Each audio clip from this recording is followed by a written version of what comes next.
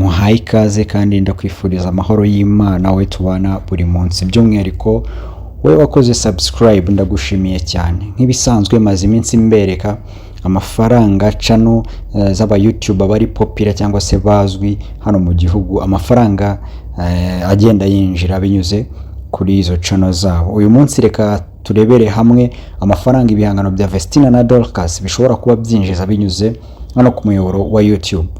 Aba Vestina na Dorcas ibihangano byabo babya-uploadinga kuri channel yitwa MIE Music, nuko n'ubundi ariyo management imanaginga ibijyanye n'ibihangano byabo. Iyi ikaba ari company ya Murindahabi Irene. Muri rusange abangaba barakunzwe cyane mu njyana ya gospel, aho urebye neza nko kuri ino channel video yabo ifite views nkeya ni miliyoni 2. Reka turebere hamwe ino channel ihagaze ite, tuhite tunareba amafaranga ishobora kuba yinjiza.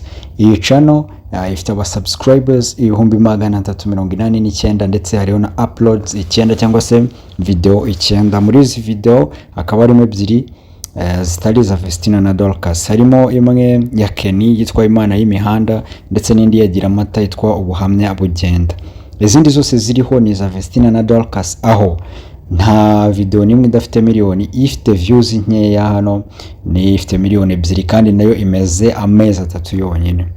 Reka turebere hamwe amafaranga rero ishobora kuba yinjiza. Reka turebe mu minsi 30 hanyuzeho abantu bangahe kuri ino channel cyangwa se yarebwe n'abantu bangahe. Mu minsi 30 ishize yarebwe n'abantu 1,608,000. Abo ni abantu banyuzeho, kandi urumva igihangano giherukaho ni mu mezi 3 ashize. Reka turebe ku kwezi ino channel ifite ubushobozi bwo kwinjiza amafaranga angahe. Yinjiza hagati y'amadolari 402 ndetse n'amadolari 6,400. Iyo niyo range nkuko marambikubwira.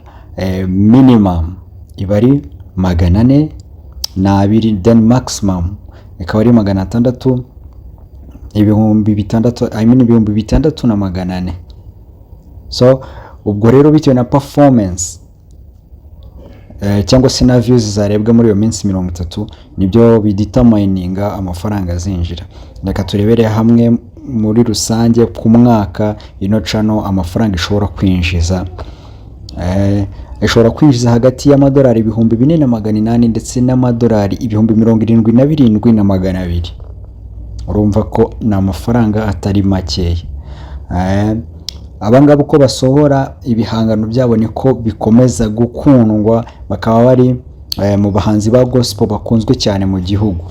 Kora subscribe rero kugira ngo tuzarebere hamwe muri rusange abahanzi bagiye batandukanye n'aba YouTubers bagiye batandukanye amafaranga bagenda binjiriza hano ku muyoboro wa YouTube.